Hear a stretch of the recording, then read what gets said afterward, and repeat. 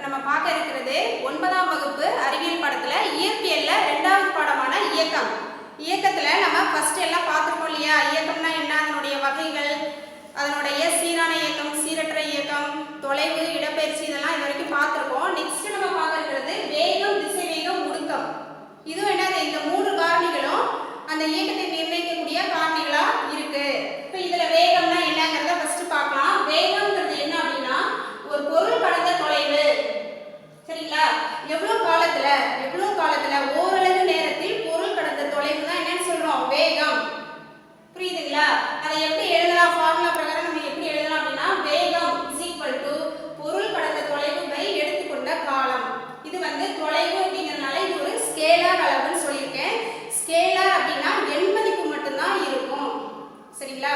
அதாவது வேல்யூஸ், எவ்வளவு தொலைவு இந்த பொருள் கடந்திருக்கு அப்படிங்கிறது அந்த எண் மதிப்பு மட்டும்தான் இருக்கனால இது ஒரு ஸ்கேலார் அளவு, திசையிலி அளவுரு அப்படின்னு சொல்லியிருக்கோம்.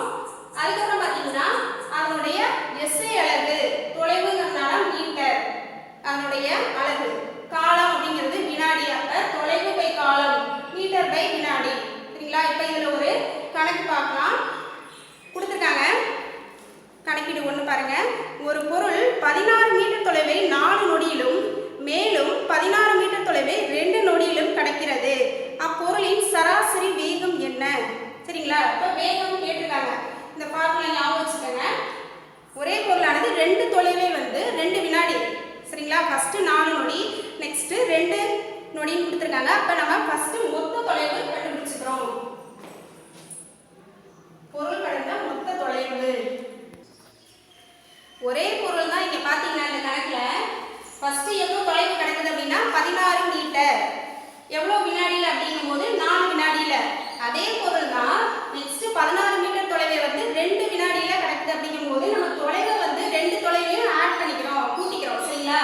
மொத்த தொலைவு, பொருள் கடந்த மொத்த தொலைவுங்கிறது 16 + 16 32 மீட்டர், சரிங்களா? மொத்த தொலைவு நம்ம கண்டுபிடிச்சுக்கிறோம். இப்போ மொத்த நேரம் அதே மாதிரி இந்த காலத்தை கூட்டிக்கிறோம். ஃபர்ஸ்ட் 4 நொடி, நெக்ஸ்ட் 2 கூட்டும் போதே உங்களுக்கு 6 வினாடி கிடைக்குது. இப்போ இது 2 இதுல சப்ஸ்டிட்யூட் பண்ண போறோம். என்ன கேக்குறாங்க, சராசரி வேகம் தான் கேக்குறாங்க. அப்ப இதே ஃபார்முலால சப்ஸ்டிட்யூட் பண்ணுங்க. பொருள் கடந்த மொத்த தொலைவு எவ்வளவு, 32. எடுத்துக்கொண்ட காலம் 6 வினாடி. இப்போ கேன்சல் பண்ணுங்க பார்க்கலாம். 32 பை 6 6 மீதி 20 12. யூனிட் போடும்போது மறக்காம யூனிட்டை போடணும், மீட்டர் பை வினாடி. அப்ப 5.33 மீட்டர் பை வினாடி, சரிங்களா? அப்ப இதே ஃபார்முலாவை எல்லா இதுக்குமே நம்ம கணக்கு போடும்போது அந்த ஃபார்முலாவை ஞாபகம் வச்சுக்கணும். ஞாபகம் வச்சுட்டு எது கேட்குறாங்களோ அதுக்கு தகுந்த மாதிரி அந்த ஃபார்முலாவை மாற்றி நம்ம வேல்யூஸை போடும்போது உங்களுக்கு ஆன்சர் கிடைக்கும். அப்போ மொத்த தொலைவு கண்டுபிடிச்சிக்கிறோம், மொத்த நேரம் கண்டுபிடிச்சிட்டு இதே ஃபார்முலாவில் சப்ஸ்டிட்யூட் பண்ணும்போது அதனுடைய அந்த பொருளினுடைய சராசரி வேகம் நம்ம தெரிஞ்சுக்கலாம், சரிங்களா? அடுத்த பாருங்க, கணக்கீடு 2ல ஒரு மழை நாளில் வானத்தில் மின்னல் ஏற்பட்ட 5 வினாடிக்கு பிறகு ஒலி கேட்டது. மின்னல் ஏற்பட்ட இடம் எவ்வளவு தொலைவில் உள்ளது என்று கண்டுபிடிக்கவும். காற்றில் ஒலியின் வேகம் கொடுத்துருக்காங்க, எவ்வளோ, 346 மீட்டர் பை வினாடி. அப்ப இது என்னது, வேகம் தான். இந்த ஃபார்முலாவில் இருந்து வேகம் கேட்கல, தொலைவு கேட்குறாங்க, சரிங்களா? மின்னல் ஏற்பட்ட இடம் எவ்வளவு தொலைவில் இருக்கு அப்படிங்கிறாங்க. அப்ப இதே தான் ஞாபகம் வச்சுக்க போறோம். நம்ம என்னென்ன கொடுத்துருக்காங்க அப்படிங்கிற அந்த வேல்யூ எழுதிட்டு கேட்டுக்கிறதுல இருந்து நம்ம ஃபார்முலாவை மாற்றி எழுத போறோம், அவ்வளோதான். இப்போ தொலைவு தானே கேட்குறாங்க. அப்போ therefore தொலைவு is equal to வேகம் இன்டு காலம், எடுத்துக்கொண்ட காலம். வேகங்கிறது பாருங்க, காற்றின் ஒலியின் வேகம்ங்கிறது அது ஒரு கான்ஸ்டன்ட் தான், 346 மீட்டர் பை வினாடி. அது நீங்க தான் ஞாபகம் வச்சுக்கணும், 346. இப்போ வேகம் எவ்வளோ அப்படின்னா 346. எவ்வளோ காலம், எவ்வளோ வினாடியில் அந்த மின்னல் ஏற்படுது அப்படின்னு கொடுத்துருக்காங்க, 5 வினாடி. இப்போ இது 2ஐயும் நம்ம பெருக்க போகிறோம். 346 இன்ட்டு 5 பெருக்கி சொல்லுங்க பார்க்கலாம்.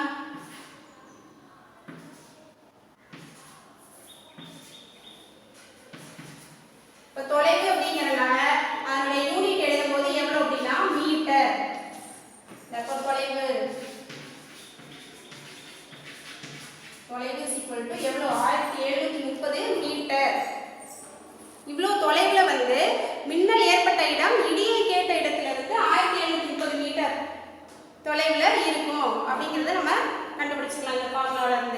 சரிங்களா? அடுத்து இயக்கத்தை நிர்ணயிக்கக்கூடிய அந்த காரணியானது திசைவேகம். திசைவேகங்கிறது திசையும் சார்ந்து இருக்கு. ஒரு பொருள் வந்து இயங்கும் போது எந்த திசையில பயணிக்குது அப்படிங்கிறது சார்ந்து இருக்கு. அதுக்கு எப்படி வரையறை சொல்லலாம் அப்படின்னா, இடப்பெயர்ச்சி பை எடுத்துக்கொண்ட நேரம், அதாவது ஓரளவு நேரத்திற்கான பொருளினுடைய இடப்பெயர்ச்சி தான் என்னது திசைவேகம் அப்படின்னு சொல்றோம்.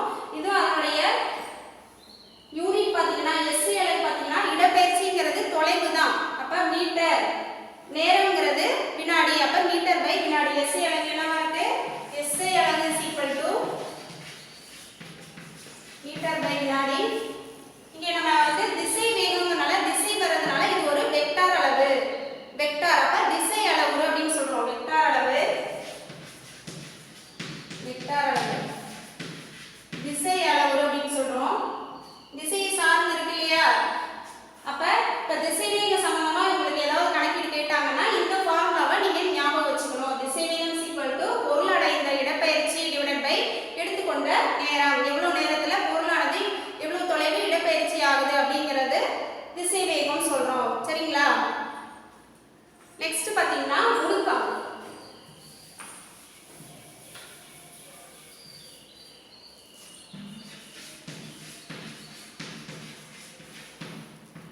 முடுக்கம் is equal to திசைவேக மாறுபாடு.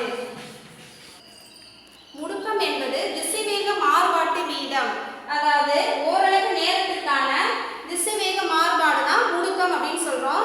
இது எந்த லெட்டர்ல நம்ம குறிப்போம் அப்படின்னா ஏன்னு சொன்னோம் இல்லையா? ஏங்கிறது ஆக்சிலரேஷன், ஏ அப்படின்னு சொல்லுவோம். முடுக்கம் வந்து ஏ. திசைவேக மாறுபாடு அப்படிங்கும்போது மாறுபாடுனா என்னப்பா அப்படின்னா, இப்போ ஒரு பொருள் வந்து இயங்குது அப்படின்னா ஆரம்ப திசைவேகம் இருக்கும், அதுக்கு இறுதி திசைவேகம் இருக்கும். அப்ப மாறுபாடுங்கும் போது ரெண்டுக்கும் உள்ள வேறுபாடு வித்தியாசம் மைனஸ் பண்றோம். அப்ப என்னவா எடுத்துக்கலாம் அப்படின்னா இறுதி திசைவேகம், இறுதி திசைவேகம் மைனஸ் ஆரம்ப திசைவேகம்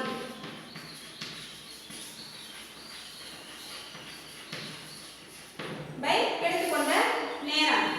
ஷார்ட்டா எழுதுறேன், எடுத்துக்கொண்ட நேரம். சரிங்களா? இந்த லெட்டர்ல நம்ம எப்படி சொல்லலாம் அப்படின்னா, இயற்பியலை பொறுத்த வரைக்கும் திசைவேகம்ங்கிறது வெலாசிட்டி சொன்னேன் இல்லையா? அப்ப v மைனஸ் u பை நேரம்ங்கிறது டைம். அப்ப t. இது வந்து ஒரு ஃபார்முலாவே இருக்கு உங்களுக்கு. பின்னாடி நீங்க படிப்பீங்க a v minus u by t அப்படிங்கிறது ஒரு ஃபார்முலா. இதுல இருந்து இயக்க சமன்பாடுகள்லாம் நம்ம பார்ப்போம் பின்னாடி. இப்போ இங்க வந்து பாத்தீங்கன்னா ஒரு பொருளானது நேர்கோட்டு இயக்கத்துல இயங்கும் போது அதனுடைய ஆரம்ப திசைவேகம் இறுதி திசைவேகம் எப்படி இருக்கு அதை பொறுத்து முடுக்கமானது நேர்மதிப்பா, அதாவது நேர் முடுக்கமா எதிர் முடுக்கமா அப்படிங்கறத நம்ம இப்ப சொல்லலாம். இப்ப இறுதி திசைவேகம் வந்து ஆரம்ப திசைவேகத்தை விட அதிகமா இருக்கும்போது முடுக்கமானது நேர் மதிப்பு பெறும் உங்களுக்கு.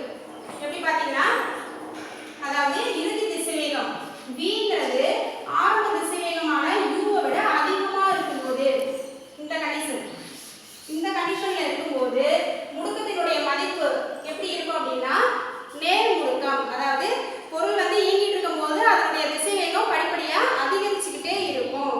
v வந்து u விட அதிகமா இருக்கும்போது அப்ப முடுக்கம் வந்து நேர் முடுக்கமா இருக்கும். முடுக்கம் வந்து எப்படி இருக்கு? நேர் முடுக்கம்.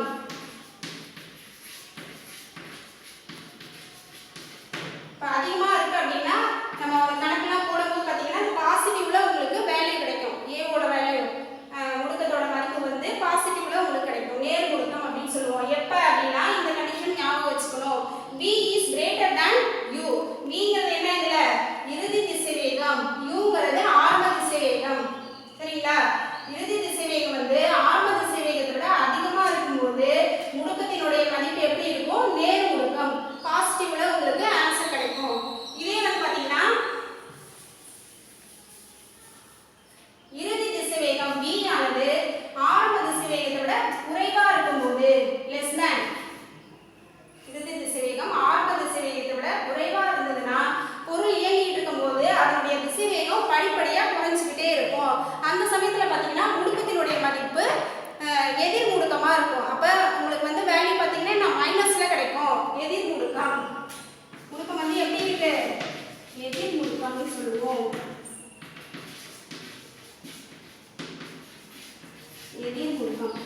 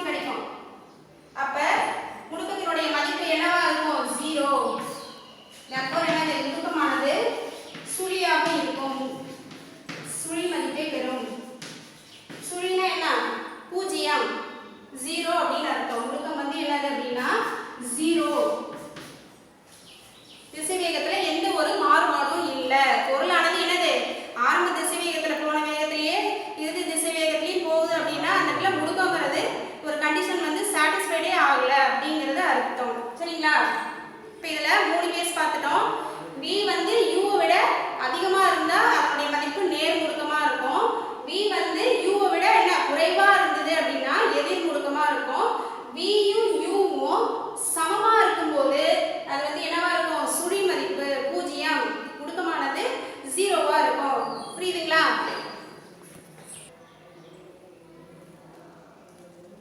அடுத்து வந்து நம்ம பார்க்க இருக்கிறது நேர்கோட்டு இயக்கத்திற்கான வரைபட விளக்கம். இப்போ நம்ம தியரிட்டிக்கலாக நம்ம பார்த்துட்டு இருக்கோம். தொலைவுனா என்ன, இடப்பெயர்ச்சினா என்ன, வேகம், திசை வேகம் இதெல்லாம் பார்த்துட்டு இருக்கோம் இல்லையா? இதை வந்து உங்களுக்கு ஒரு வரைபடம் மூலியமா நம்ம காமிக்கும் போது உங்களுக்கு ஈஸியாக புரிந்து கொள்ள முடியும். பார்க்கலாமா? இப்போ சீரான இயக்கத்திற்கான தொலைவு காலம் வரைபடம் எப்படி இருக்கு? சீரான இயக்கம்னா என்னன்னு நம்ம சொன்னோம். போன கிளாஸ்ல என்ன சொன்னேன்? சீரான அப்படின்னா சம கால இடைவெளியில் சம அளவு தொலைவு ஒரு பொருள் கடந்தது அப்படின்னா அது சீரான இயக்கம் சொன்னோம். அப்ப காலமானது சம கால இடைவெளியில இருக்கணும். தொலைவு என்னது? ஈக்குவலாவே இருக்கணும். சம அளவு தொலைவுல ஒரு பொருள் வந்து சமகால இடைவெளியில கடக்கும் போது அந்த இயக்கத்திற்கு சீரான இயக்கம் சொன்னோம் இல்லையா? இப்ப அதை வந்து நம்ம வரைபடம் மூலமா இப்ப நம்ம காமிக்க போறோம். இப்ப வந்து ஒரு நபர் வந்து நடந்து போயிட்டு இருக்காரு. இங்க பாத்தீங்கன்னா இந்த அட்டவணையை பாருங்க. காலம் வந்து எதுல இருக்கு? நிமிடத்துல இருக்கு. தொலைவுங்கிறது மீட்டர்ல இருக்கு. மீட்டர்ல நம்ம குறிக்கிறோம். ஃபர்ஸ்ட் 0 ஸ்டார்டிங் பாயிண்ட்ல காலம் வந்து டைம் வந்து என்னவா இருக்கும்? 0வா இருக்கும். அப்ப எந்த டிஸ்டன்ஸும் அவர் வந்து தொலைவு வந்து கடக்கல. நெக்ஸ்ட் 5 நிமிடத்துல அவர் வந்து எவ்வளவு தூரம் நடந்து போறாரு அப்படின்னா 500 மீட்டர் வந்து நடக்கிறாரு. கண்டிப்பா சான்ஸே இல்லை. இருந்தாலும் உங்களுக்கு இந்த அட்டவணை உங்களுக்கு கொடுத்துருக்காங்க எப்படி அப்படிங்கிறது. 5 நிமிடத்துல 500 மீட்டர் தொலைவு அவர் வந்து நடந்து போறாரு. அடுத்து 10 நிமிடத்துல 1000 மீட்டர் தொலைவு நடக்கிறாரு. Next 15 நிமிடத்துல 1500 metre நடக்கிறாரு. இப்போ இந்த வேல்யூஸ் வச்சு நம்ம ஒரு வரைபடம் வரைய போறோம். பாருங்க, காலத்தை வந்து பாத்தீங்கன்னா எக்ஸ் ஆக்சிஸ் இது வந்து ஒரு கிராஃபா இருக்கு. காலம் வந்து எக்ஸ் அச்சுல நம்ம குறிச்சிருக்கோம். தொலைவு வந்து ஒய் அச்சுல குறிக்கிறோம். காலத்துக்குரிய அந்த அளவெல்லாம் போட்டுக்கங்க. 0, 5, 10, 15, 20, 25. இங்க ஒய் ஆக்சிஸ்ல பாத்தீங்கன்னா தொலைவை குறிச்சிருக்கோம் இல்லையா? தொலைவு வந்து என்னது? 0. நெக்ஸ்ட் 500, 1000, 1500, 2000, 2500 அப்படிங்கறத மார்க் பண்ணிக்கிறோம். எப்படி நம்ம கிராஃப் வரைவோம்? மேக்ஸ்ல பார்த்துட்டீங்க இல்லையா? இப்போ 0ல காலம் வந்து எக்ஸ் ஆக்சிஸ்ல இருக்கு. 0 அப்படிங்கும்போது தொலைவு 0ன்னு சொல்லிட்டோம். அப்ப ஃபர்ஸ்ட் பாயிண்ட் எங்க இருக்கு? இங்க இருக்கு. நெக்ஸ்ட் 5 நிமிடத்துல 500 மீட்டர் தொலைவு கடக்குறாரு. அப்ப 5 மீட்டர் காலத்துல 500 மீட்டர்ங்கிறது இந்த இடத்துல பாயிண்ட் வரும். சரிங்களா? நெக்ஸ்ட் 10 நிமிடத்துல 1000 இங்க 10 இருக்கு, இங்க 1000. அப்ப இந்த பாயிண்ட். நெக்ஸ்ட் 15 நிமிடத்துல எவ்வளவு தொலைவு? 1500. நெக்ஸ்ட் 20 நிமிடத்துல 2000. 25 நிமிடத்துல 2500 மீட்டர் தொலைவு. சரிங்களா? இப்போ இந்த பாயிண்ட் எல்லாம் நம்ம ஜாயின் பண்றோம்.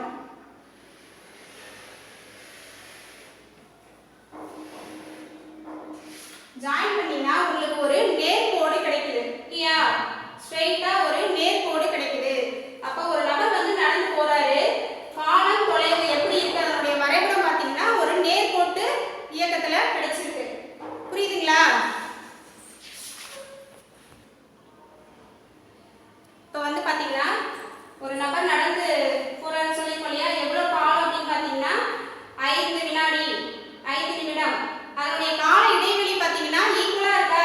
ஃபர்ஸ்ட் 5 வினாடி, அடுத்து 10, அடுத்து 15 அப்படின்னு பாத்தீங்கன்னா இந்த அடுத்தடுத்த பாயிண்ட் அதனுடைய வேறுபாடு பாத்தீங்கன்னா சமமா இருக்கும். 0 - 5, 5 - 0 5, 10 - 5 5. இப்போ வினாடி வந்து என்னது? ஈக்குவலா இருக்கு. எவ்வளவு காலங்கிறது சம கால இடைவெளியா இருக்கு. தொலைவு பாத்தீங்கன்னா 500 - 0 500, 1000 - 500 500. அப்ப இங்க அவர் கடந்த தொலைவு, நடந்து போன தொலைவு வந்து என்னது? சமமா இருக்கு. அப்ப சம கால இடைவெளியில் சம தொலைவு அவர் கடக்குறாரு. அதுக்கு நம்ம வரைபடம் வரைஞ்சோம்னா உங்களுக்கு நேர்கோடா கிடைச்சிருக்கு. சரிங்களா? இத அளவு திட்டம் எழுதுனீங்கன்னா எப்படி எழுதுவீங்க? x அச்சில் 1 சென்டிமீட்டர் இஸ் ஈக்குவல் டு எவ்வளவா இருக்கு? 5 வினாடி. y அச்சில் 1 centimetre is equal to 500 metre. தொலைவு வந்து நம்ம எதுல குறிக்கிறோம்? மீட்டர்ல. சரிங்களா? இப்போ வந்து பார்த்தீங்கன்னா இந்த வரைபடத்துல இருந்து நமக்கு என்ன தெரியுது அப்படின்னா, இந்த வரைபடத்துல இருந்து அந்த காலம் தொலைவு வரைபடம் முதல்ல நமக்கு ஒரு நேர்கோடா தெரியுது. அதே மாதிரி அவர் நடந்து போகக்கூடிய அந்த வேகம் வந்து என்னது, ஈக்குவலா இருக்கு, சமமான தொலைவு வந்து அவர் கடக்கிறாரு. சீரற்ற இயக்கம் சீரான இயக்கம்னாலே என்ன சொல்லியிருக்கேன், சமகால இடைவெளியில சம அளவு தொலைவு கடக்கிறது தான் சீரான இயக்கம்னு சொல்லியிருக்கோம். அப்ப அவர் கடந்து போன அந்த பாதை வந்து என்னவா இருக்கு அப்படின்னா சீரான இயக்கமா இருக்கு, சீரான வேகத்துல போறாரு அப்படின்னு நம்ம சொல்லலாம். இப்ப சீரான வேகம் அப்படின்னா அவர் எவ்வளவு வேகத்துல பயணிக்கிறாரு அப்படிங்கறத இந்த கிராஃப் வச்சு நம்ம இப்ப கண்டுபிடிக்க போறோம்.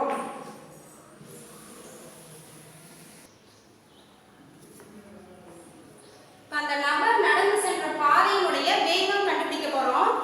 இப்ப இந்த டயகிராம் இந்த வரைபடத்துல இருந்து பாத்தீங்கன்னா பண்பளவுல இது வந்து ஒரு நேர்கோட்டின் சாய்வா இருக்கு இல்லையா. அப்ப சாய்வு கண்டுபிடிக்கிறதுல இருந்து நம்ம அந்த நபர் வந்து எவ்வளவு வேகத்துல சராசரி வேகத்துல பயணம் செய்கிறார் அப்படிங்கறத நம்ம கண்டுபிடிச்சிடலாம். இப்ப இந்த அடுத்தடுத்து ஏதாவது 2 பாயிண்ட் எடுத்துக்கிறோம் நம்ம, சரிங்களா. இந்த பாயிண்ட் இல்லாட்டி இந்த பாயிண்ட் ஏதாவது ஒரு 2 பாயிண்ட் எடுத்துக்கிறோம். அதுக்கு வந்து மார்க் பண்ணிக்கங்க, A B C அப்படின்னு புரியுங்க. A B C இப்படி மார்க் பண்ணிக்கங்க. நாம ஏற்கனவே பார்த்துக்கோம் இல்லையா, வேகம் அப்படிங்கறது எப்படி கண்டுபிடிக்கலாம்னா தொலைவு பை காலம் சொல்லியிருக்கோம்.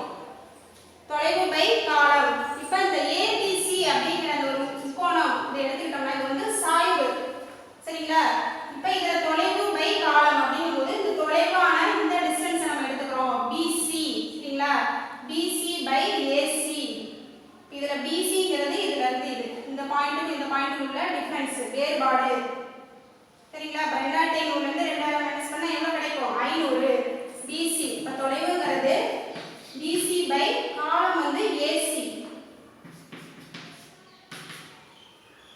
500 பை இது பாத்தீங்கன்னா 25 மைனஸ் 20 5. இப்ப ரெண்டு கேன்சல் பண்ணும்போது உங்களுக்கு கிடைக்கும் என்ன அப்படின்னா 100. அப்ப 100 என்ன அதனுடைய அளவு. எப்பவுமே நம்ம வந்து கணக்கீடுகள்லாம் போடும்போது அதற்கான அந்த அளவை மறக்காம குறிக்கணும். அப்ப மீட்டர் பை வினாடி.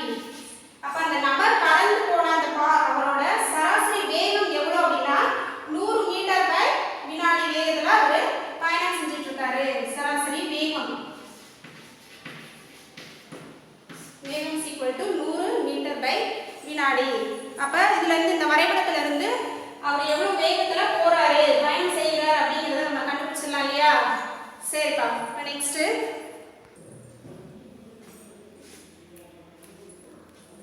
இப்போ வந்து நெக்ஸ்ட் பாத்தீங்கன்னா வேக ஒப்பீடு எப்படி வந்து நம்ம கம்பேர் பண்றோம் அப்படிங்கறத பத்தி பார்க்கலாம். இப்போ 3 நபர் எடுத்துட்டாங்க நம்ம. இப்போ 3 பேர் வந்து ஒரே பாதையில பயணம் செய்றாங்க. ஆனா அவங்க வந்து நடந்து போற பாதை, சைக்கிள்ல போறாங்க, மிதிவண்டியில ஒருத்தர் பயணம் செய்றாரு, இன்னொருத்தர் பாத்தீங்கன்னா மகிழுந்து அதாவது கார்ல போறாரு. அப்ப 3 பேர் நம்ம எடுத்துக்கிறோம். ஆனா அவங்க டிராவல் பண்ற அந்த பாதை வந்து பாத்தீங்கன்னா என்னது, ஒரே பாதையில போயிட்டு இருக்காங்க. ஃபர்ஸ்ட் நடந்து போறாரு ஒருத்தர், இன்னொருத்தர் எப்படி போறாரு, சைக்கிள்ல போறாரு, இன்னொருத்தர் கார்ல போறாரு. அப்ப அவர் அந்த மாதிரி போகும்போது அவங்களுடைய தொலைவு காலம் நம்ம ஒரு வரைபடத்துல வரைஞ்சோம்னா வேகம் எப்படி இருக்கு, அதாவது அந்த நேர்கோட்டினுடைய சாய்வு எப்படி இருக்கு அப்படிங்கறத பார்க்கலாம்.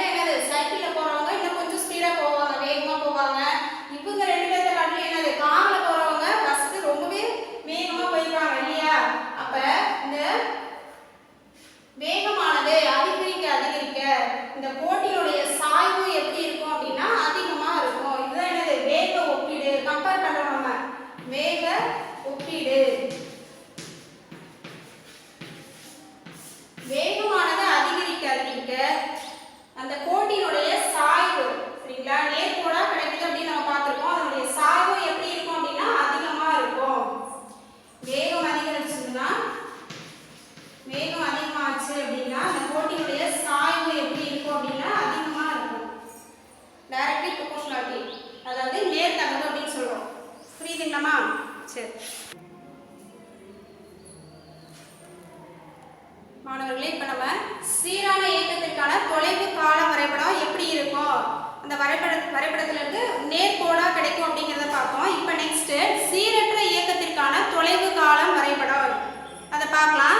இப்போ ஒரு பொருள் சீரற்ற இயக்கத்தில் இருக்கு அப்படிங்கிறதுனா என்ன, எப்படி நம்ம சொல்லலாம் அப்படின்னா, ஒரு பொருளானது சமகால இடைவெளியில் சமமற்ற தொலைவுகளை கடந்தால், சமமற்ற தொலைவு கால இடைவெளி பார்த்தீங்கன்னா ஈக்குவலாக இருக்கும். 0, 5, 2, 2 வினாடி, 4 வினாடி, 6 வினாடி அந்த மாதிரி நம்ம எடுத்துக்கிறோம். ஆனால் அது கடந்த பாதை தொலைவு பார்த்தீங்கன்னா சமமாக இருக்காது. அந்த மாதிரி இருந்ததுன்னா அது சீரற்ற இயக்கம். நம்ம போன கிளாஸில் பார்த்தோம் இல்லையா? இப்போ சீரற்ற இயக்கத்தில் ஒரு பொருள் பயணம் செய்யும் போது அதுக்கு நம்ம தொலைவு காலம் வரைபடம் வரைஞ்சோம்னா எப்படி கிடைக்குது, நேர்கோடாக கிடைக்குதா இல்லை வேறு மாதிரி எப்படி கிடைக்குதுங்கிறத இந்த வரைபடத்துல இருந்து நம்ம இப்போ பார்க்கலாம். இப்போ வந்து ஒரு கார் வந்து பயணம் செய்யுது. கால இடைவெளி பார்த்தீங்கன்னா சமமாக இருக்கு. 2 நிமிட கால இடைவெளி, 2 அப்புறம் 4, 6, 8, 10, 12 அந்த மாதிரி அந்த கால இடைவெளி சமமான கால இடைவெளியில பயணம் செய்யுது. தொலைவு பார்த்தீங்கன்னா எப்படி இருக்கு அப்படின்னு பார்த்தீங்கன்னா சமமா இருக்காது. சமமா இருந்ததுன்னா அது சீரான இயக்கத்திற்கு உதாரணமா நம்ம சொல்லலாம். இது வந்து சீரற்ற இயக்கம் இல்லையா? அப்ப தொலைவு வந்து என்னது, மாறுபடுது. 0வா இருக்கு. நெக்ஸ்ட் 2 வினாடியில 1 மீட்டர் தொலைவு போகுது. நெக்ஸ்ட் 4 வினாடியில 4 மீட்டர், 6 வினாடியில 9 மீட்டர். இங்க வந்து பாத்தீங்கன்னா இந்த தொலைவு பாத்தீங்கன்னா அதனுடைய வேறுபாடு எப்படி இருக்கு, சமமா இல்லாம இருக்கு. அப்ப இது வந்து சீரற்ற இயக்கத்திற்கான ஒரு உதாரணம் அப்படின்னு சொல்லலாம் இல்லீங்களா? இப்ப இந்த அட்டவணையில இருந்து நம்ம தொலைவு காலம் வரைபடம் வரைகிறோம். வழக்கம் போல நம்ம வந்து காலத்தை வந்து எக்ஸ் அச்சுல குறிக்கிறோம், தொலைவு வந்து ஒய் அச்சுல மார்க் பண்றோம். காலம் வந்து எப்பவுமே எப்படி இருக்கணும், நிமிடத்துல, தொலைவு மீட்டர்ல. சரிங்களா? இப்போ நம்ம வேல்யூஸ்லாம் போடுறோம். இப்போ எக்ஸ் அச்சில் 1 சென்டிமீட்டர் இஸ் ஈக்குவல் டு எவ்வளோ, எப்படி சொல்லலாம், எக்ஸ் அச்சில் 1 சென்டிமீட்டர் இஸ் ஈக்குவல் டு 2. சரிங்களா? எக்ஸ் அச்சில் 1 சென்டிமீட்டர் இஸ் ஈக்குவல் டு 2 வினாடி. ஒய் அச்சில் 1 சென்டிமீட்டர் இஸ் ஈக்குவல் டு, இத பாருங்க இந்த டிஃபரன்ஸ் தான் பார்த்து சொல்லணும். ஒய் அச்சில் 1 centimetre is equal to 5 metre. சரிங்களா? இப்படி நம்ம மார்க் பண்ணியிருக்கோம், ஒரு கிராஃப் வரைஞ்சிருக்கோம். இந்த பாயிண்ட்ஸ் எல்லாம் இதில் நம்ம குறிக்க போறோம். காலம் வந்து நிமிடத்துல குறிக்கணும், எக்ஸ் ஆக்சிஸ்ல நம்ம வரைஞ்சிருக்கோம். தொலைவு வந்து ஒய் அச்சுல மார்க் பண்ண போறோம். First 0 starting point. இப்போ அந்த கார் வந்து என்னது, எந்த ஒரு வேகத்திலையும் டிராவல் பண்ணல, ரெஸ்ட்ல இருக்கு. இப்போ 0 தொலைவு வந்து 0, இந்த பாயிண்ட் இங்க இருக்கு. நெக்ஸ்ட் 2 நிமிடத்துல, 2 நிமிடத்துல எவ்வளோ தொலைவானது 1 மீட்டர். இப்போ 1 மீட்டர்ங்கும் போது இப்படி நம்ம 1 2 3 4 5, அப்ப 2 நிமிடத்துல அதனுடைய பாயிண்ட் எப்படி இருக்கும், 1 அப்படின்னா இந்த இடத்துல. சரிங்களா? நெக்ஸ்ட் 4 வினாடியில எவ்வளோ, 4 மீட்டர் போகுது. 6 வினாடியில 9, 6 வினாடியில 9, 8 வினாடியில 16, 8ல 16 காண 15 இருக்கு மேல. 10 வினாடியில 25, 10ல 25. நெக்ஸ்ட் 12ல 36, 12ல 36. பாத்தீங்கன்னா இந்த பாயிண்ட் எல்லாம் நம்ம ஜாயின் பண்ண போறோம்.